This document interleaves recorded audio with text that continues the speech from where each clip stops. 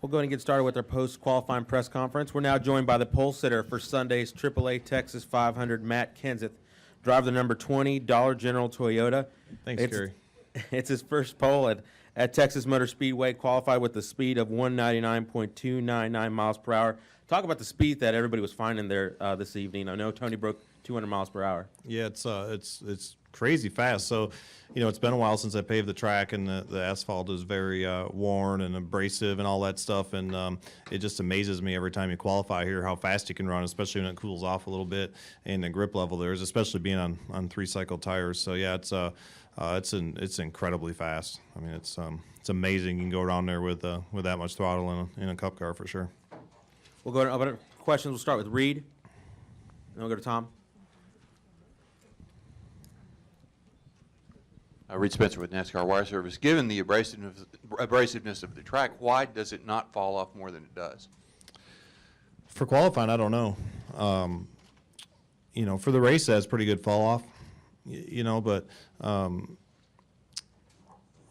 the track is very abrasive, but it just depends what you bring for a tire too. I mean, the tire and the downforce of the car and all that stuff usually has more to do with fall off, than anything. So I think there's some, fair amount of fall off in race trim, and especially when the sun gets on the track. But when it cools down like that and you're all taped up doing a qualifying run with all that downforce and it's cold outside and all that stuff, it just you get a lot of grip. And like I said, I figured there'd be more of a difference from stickers to scuffs.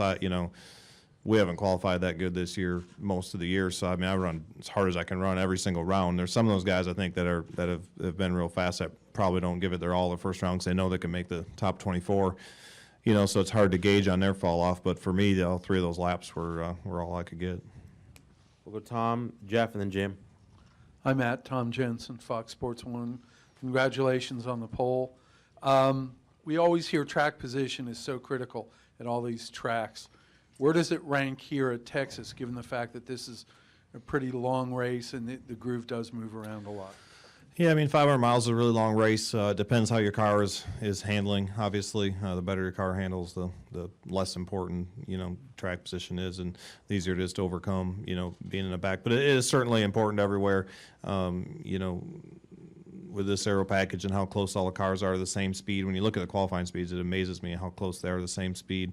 It obviously, gives the front guy an advantage. So it's nice to get that first pit selection. Of course, you always hope to, at least try to lead a lap and get that bonus point. So, I mean, there's a lot of good things about being out front. You can kind of, hopefully maintain that track position easier than where we have been starting most of the year, trying to, spend the first hour and a half of the race trying to get up into a decent position.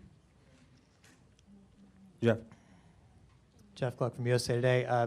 Somebody tweeted a picture of you and Harvick talking, I guess, before one of the practices today. Did you feel like that conversation had any impact on him? He said after qualifying that it didn't, but from your perspective, did you feel like that what? I didn't hear that he said it didn't. He said he still felt the same way as he felt after Martinsville. Yeah. Sorry. Do you feel like that you got your message across to him? I assume you hadn't had a chance to talk face to face before that time. Yeah, I mean, I'll leave a conversation between us, but I just, I mean, I don't blame him for feeling the way he felt at Martinsville. I don't blame him the way he feels. I think the only thing that'll probably make him feel any better is if he wins Sunday or next Sunday and is leading the points going to Homestead.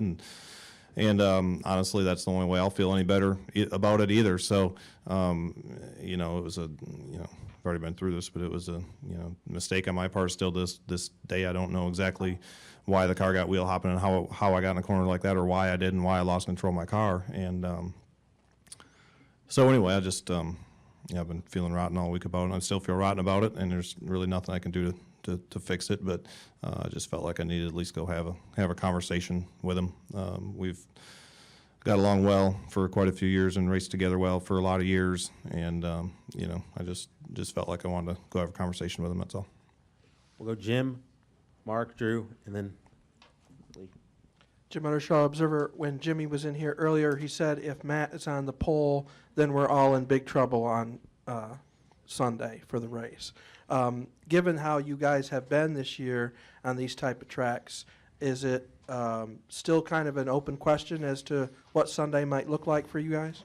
Yeah, I mean, I think we got to get through race practice tomorrow. I was very encouraged with how our car drove today in practice, particularly in qualifying trim. So, you know, being in race practice is a lot different. We got to get in practice tomorrow and hopefully get it driving as good as it drove tonight, you know, for the race, because 500 miles and all that stuff is way different than qualifying. But, you know, I felt like we had a pretty good test at Homestead, and we stumbled on some things late that seemed to bring us up a step and get us, you know, closer to the best guys. So you never really know, you know, to get all the way through practice tomorrow and get the race rolling and kind of see what you got. But I hope he's right. Mark Garrow, PRN. Matt, you just mentioned, you know, you just call the speeds crazy, and I was wondering how you would explain to a race fan just what 199 plus is at a racetrack like this, and what do you think of the fact that, you know, Tony ran a sub 27 second lap on a 1.5 mile track to get over 200? Yeah, I mean, like I said, it's crazy for as much horsepower as we have, and you know, like you say, that average speed around here, it is incredibly fast. So I mean, it always feels fast when you get around there that quick qualifying, depending on how your car's driving. But yeah, I never dreamed you'd see a lap time like that around here, you know, unless they paved it, you know, or something different happened, you know, to the racetrack. So yeah, it's incredibly fast. During a lap, like, I mean, just how briefly, do you ever get off the gas totally at any point, or you just always in it with a little? No, well, not a gas very much at all. No, I mean, it's pretty. I don't think he could ever, you know, before they changed the rules, I don't think he ever make it around a 1.5 mile track without lifting, you know, in one of these cars without lifting, you know, and being what I call wide open, no brake, wide open. You'd probably run at least 205 or more, but man, you're sure not out of gas very much right now, that's for sure. What would be the corner entry speed about to run a 200 plus lap or 199 plus lap? I don't know. I'm not sure. I could look, but I don't know right now. Lee. Lee Spencer, Motorsport.com. Given your reputation, is there any reason why, you know, Harvick should think that it's anything other than an accident? And do you worry about what could happen between the two of you in the next 3 races? Well, I mean, you'd have to ask him that, you know, for sure. I mean, I'm you know, right next to 100% sure that he knows it's an accident. I mean, I think anybody that's watched racing very much and knows it's an accident, but that doesn't really help him. You know what I mean? So, as far as what's going to happen in the future, who knows? I mean, we've raced each other good for a real long time. I mean, I can't, you know, nobody knows what a man's, you know, totally thinking. So, you know, I'm just going to go out and race the way I've always raced, and you know, go from there. We'll go Lewis and then Nate.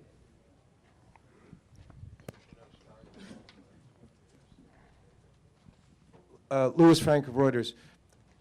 After last year, we have the perception, because we don't get the dyno reports, that maybe Toyota went a little more conservative with the motors to make them more consistent. But after a run like today, if there was a gap at all, do you feel confident that you're fully back in the horsepower range? Well, I don't get them either, so I don't know. I don't know what the other cars have. So, you know, I don't know. I mean, I think that you know, this year as an organization and you know, none of us, you know, in Toyotas have ran as good as we did last year, obviously.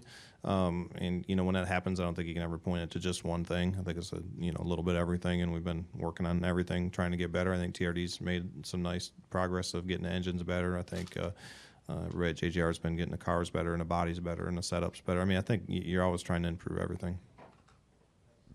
Nate.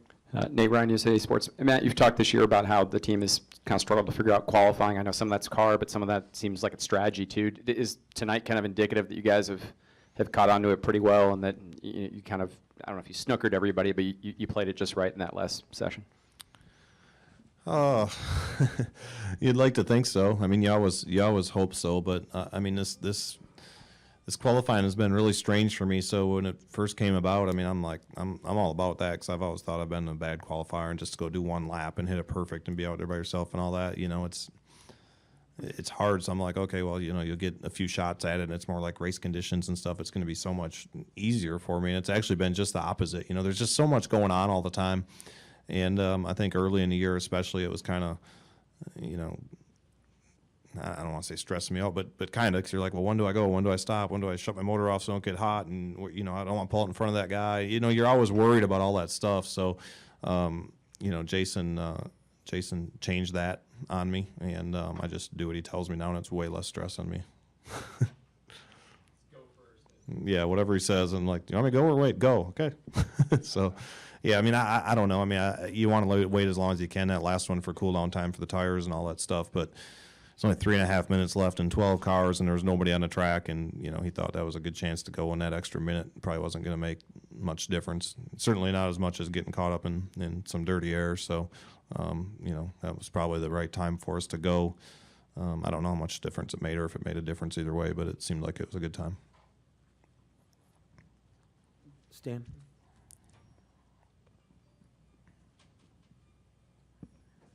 Stan Creekmore with CompetitionPlus.com. Matt, so having what you just said about your crew chief and everything, did you know that Tony Stewart had run a 200-mile-an-hour qualifying attempt in that second round? And did your crew chief tell you, don't worry about it? Or what did he tell you? Well, we all, pretty much everybody on pit road now, they get you a race view and a your timing and scoring monitor. So, I mean, I saw lap times from the second. As soon as I get in, they give it to me, so I kind of watch and see what people are running for lines and kind of see what's going on and try to keep up with that. So I knew we ran in the 26s there. So, yeah, I knew we ran that, but it didn't really affect anything that I was doing. Just going as fast as I could every lap, and that's all you can do. Whether you're half a second off or you're right there to try to sit on a pole, you can't really do anything different, except for try to get the balance as close as you can and try to hit the best lap that you can. Any additional questions? None for me. Matt, thanks very much. Congratulations. Best Thanks, of luck guys. this week.